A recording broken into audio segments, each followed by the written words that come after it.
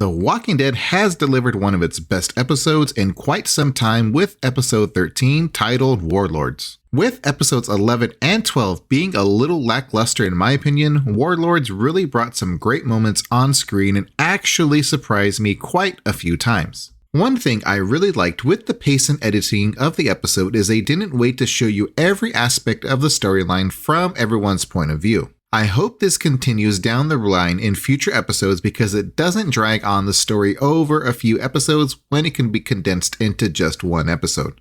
The opening scene had me just a little worried, and I was thinking it was going to be a dragged on scene between Lydia and Elijah, taking up more time than it should.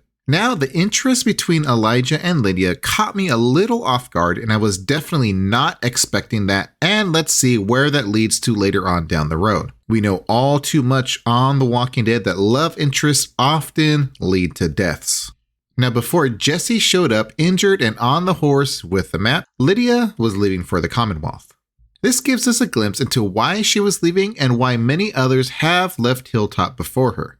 In this episode, we even see Elijah questioning Maggie's decision, saying that being outnumbered never stopped her from people needing help. They also think she is the one just making the decisions for the whole group instead of even asking them what they thought or what they would want. Maggie's distress for other groups is either going to be the death of Hilltop community or she is making the right decision in the long run. We will just have to wait and see.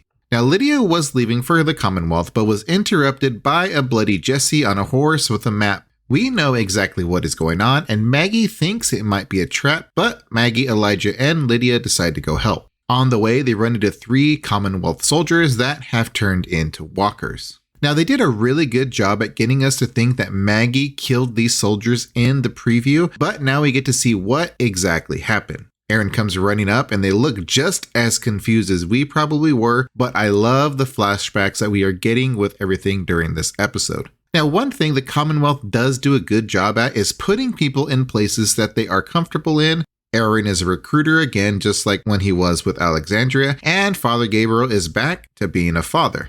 Now, Aaron and Father Gabriel joined Toby on a mission to reach out to a neighboring small community. We learn exactly what this mission is about, but Aaron and Gabriel have no idea. This episode was really full of twists and it brought a great dynamic to the story. Later in the episode, we learned that Hornsby was the one behind the mission. He thinks this group is the one who stole a bunch of supplies off his men and he wants to get them back, and he is sending in Toby to take out this group. We also learned that Toby is a former CIA agent that used to do these types of missions in the past. Now, Hornsby definitely reminds me of the governor on how he manipulates people and how he wants to expand, and I believe take over all those expanded communities. He truly wants to be the one in control. Now, in my opinion, he is the real reason behind all the negative aspects of the Commonwealth. If you pay attention, he always has his hands involved in these dealings. He has a secret group that does his bidding. If he is removed, I believe the Commonwealth would turn into a really great place for everyone. This small community of Riverbend that they reach out to was interesting. They had a great way of keeping people out, and it was pretty intimidating for our group. As a side note, Jesse really had no business of being here. You can tell he's one of those people in the community that hasn't gone out too much outside of the walls. And if he has, he was probably accompanied by soldiers. Now, the leader Ian was a very interesting character. Did anyone else get a Merle vibe from him? The way he spoke and joked about things was very similar to Merle. Sadly, he met a very fast demise at the hands of Toby. Aaron escapes as this is when he runs into Maggie and the group. And Negan makes a surprising return that I did not expect, and we learn that he is part of this group as well. I honestly didn't expect Negan to return this part of the season. I thought it was going to be in the 3rd part, but we got to see Negan a lot sooner than I expected.